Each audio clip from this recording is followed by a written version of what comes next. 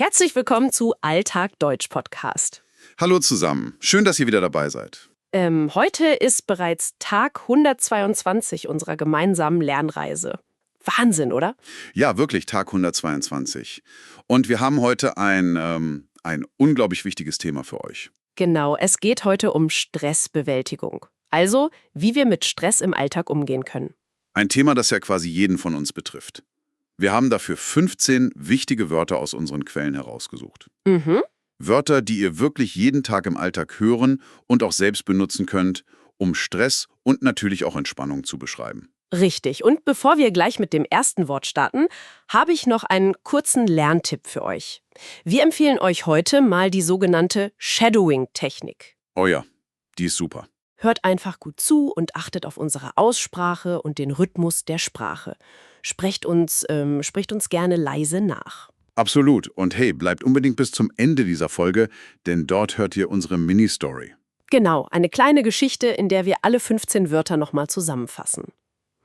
Aber sag mal, ich muss da mal kritisch nachfragen. Schieß los. Warum ist das eigentlich so wichtig, dass wir Wörter im Kontext lernen? Also, warum reicht es nicht, wenn ich mir einfach Vokabelkarten schreibe und die pauke?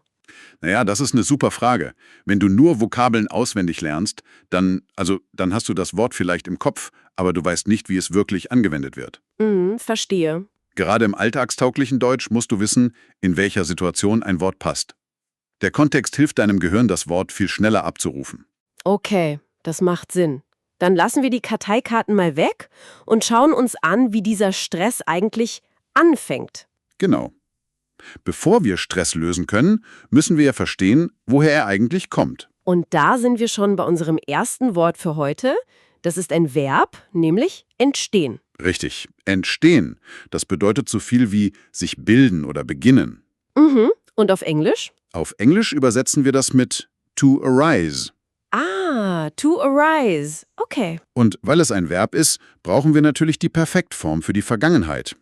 Die lautet ist entstanden. Ist entstanden. Also mit dem Hilfsverb sein. Ganz genau.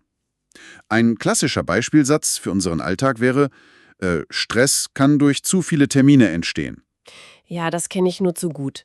Aber entstehen klingt so langsam, oder? Ja, voll.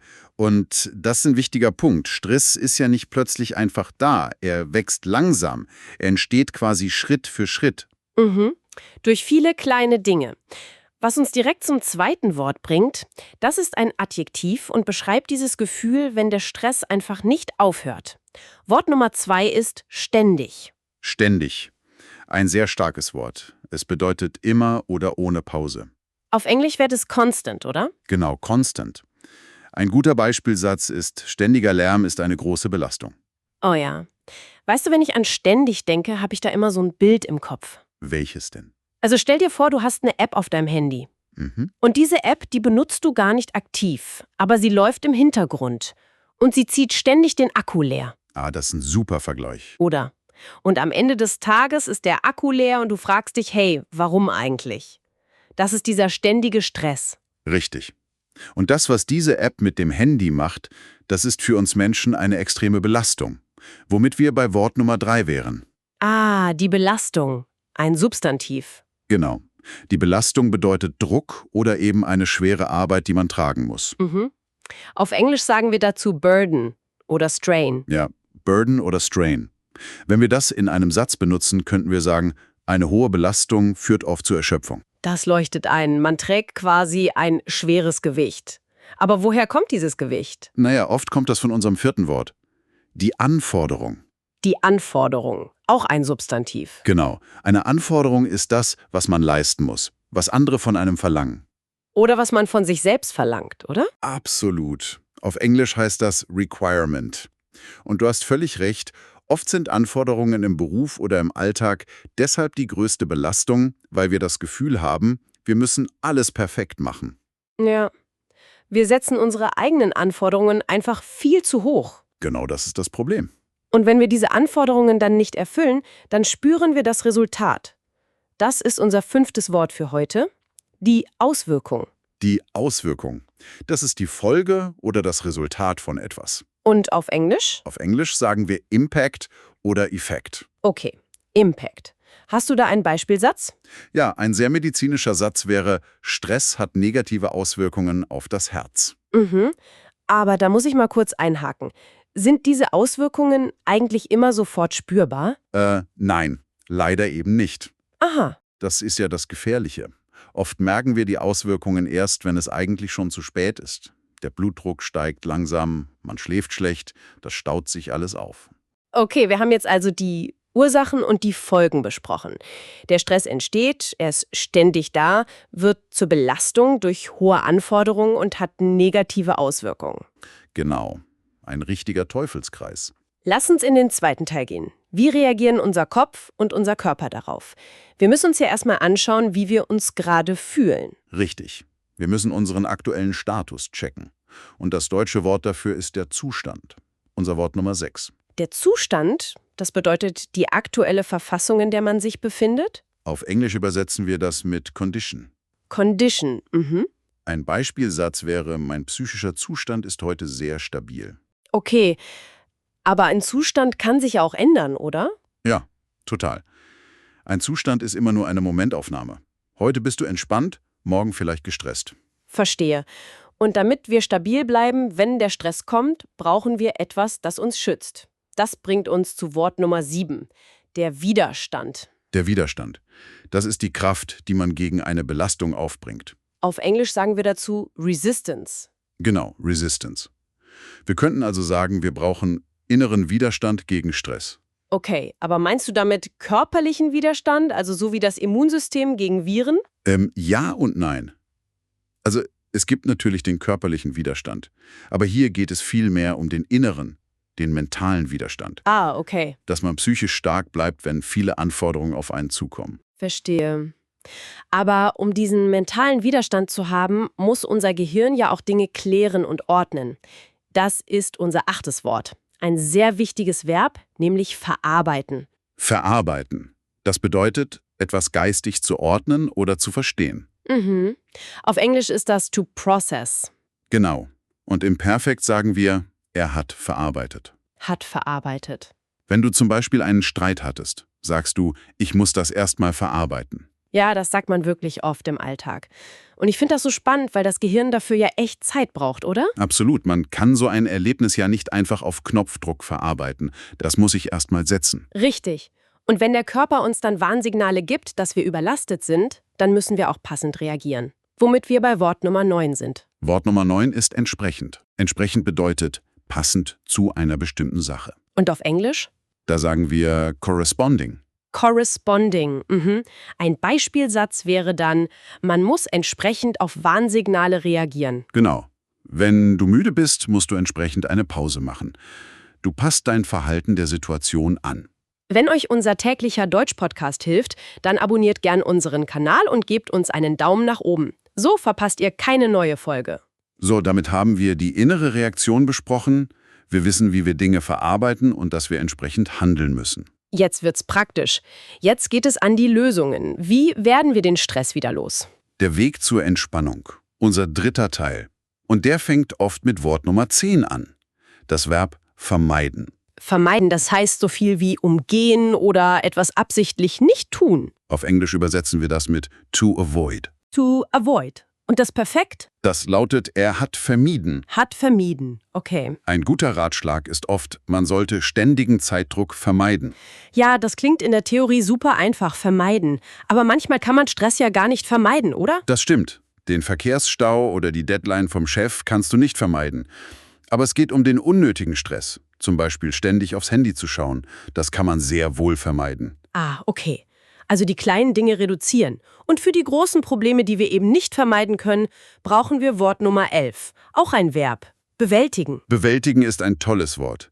Es bedeutet, ein Problem zu lösen oder eine schwere Situation erfolgreich zu meistern. Auf Englisch sagen wir to manage. Genau. To manage. Und im Perfekt heißt es, hat bewältigt. Hat bewältigt. Hast du da ein Beispiel aus dem Alltag? Ja, also zum Beispiel mit Sport kann man den Alltag besser bewältigen. Ich mag das Wort irgendwie. Es klingt sehr stark. Ja, absolut. Das ist das Schöne an dem Wort bewältigen. Es ist ein sehr positives, aktives Wort. Es gibt dir quasi die Kontrolle zurück. Du bist dem Stress nicht mehr hilflos ausgeliefert. Du hast das Steuer wieder in der Hand. Sehr gut. Aber damit wir das schaffen, ist etwas ganz Bestimmtes nötig. Und das ist unser 12. Wort. Das Adjektiv erforderlich. Erforderlich, das heißt einfach unbedingt nötig. Und auf Englisch ist das required oder necessary. Genau. Ein Satz wäre, Ruhe ist für die Genesung erforderlich. Ohne Ruhe geht es also nicht. Es ist erforderlich. Richtig. Aber wie muss diese Ruhe aussehen? Das bringt uns zu Wort Nummer 13. Intensiv. Intensiv, das bedeutet sehr stark oder sehr gründlich. Auf Englisch klingt das sehr ähnlich, nämlich intensive. Aber warte mal, muss so eine Ruhepause eigentlich lang sein? Also muss ich 3 Wochen in den Urlaub fliegen oder reicht es, wenn die Pause einfach nur intensiv ist? Das ist ein super wichtiger Punkt. Die Forschung zeigt ganz klar, es kommt nicht auf die Länge an. 10 Minuten wirklich intensiv Pause machen, also ganz ohne Handy, vielleicht einfach nur aus dem Fenster schauen, das bringt viel mehr als 2 Stunden vor dem Fernseher. Wow. Okay, es muss also wirklich tief und fokussiert sein. Und wenn wir diese intensive Pause machen, dann passiert Wort Nummer 14. Unser 14. Wort ist ein Verb, erholen. Erholen. Das bedeutet neue Kraft bekommen. Auf Englisch to recover. Und wie bilden wir da das Perfekt? Da müssen wir aufpassen, wir sagen im Perfekt, er hat sich erholt. Ah, wichtig. Es ist reflexiv. Man sagt sich erholen. Ganz genau, das wird oft falsch gemacht.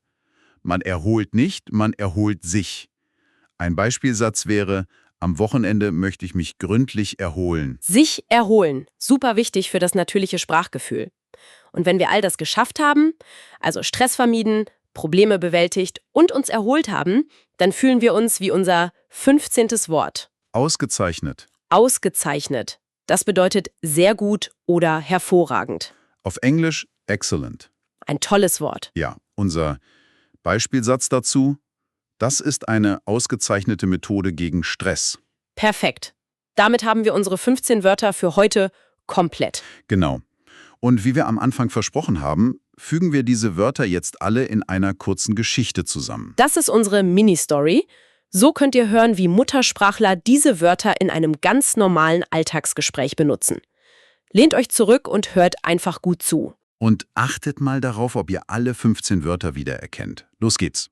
Julia sitzt abends erschöpft auf dem Sofa. In letzter Zeit ist ihr Job wirklich eine große Belastung.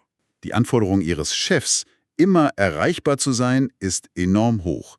Ständig klingelt ihr Telefon, sogar nach Feierabend. Sie merkt, wie dadurch immer wieder neuer Stress entstehen kann, der einfach nicht aufhört. Die Auswirkung davon ist deutlich spürbar. Sie schläft schlecht und ihr gesundheitlicher Zustand ist momentan nicht besonders gut. Ihr fehlt abends einfach die Ruhe, um die vielen Informationen des Tages zu verarbeiten. Julia weiß, dass sie jetzt entsprechend handeln muss, denn ihr innerer Widerstand gegen den Stress wird immer schwächer.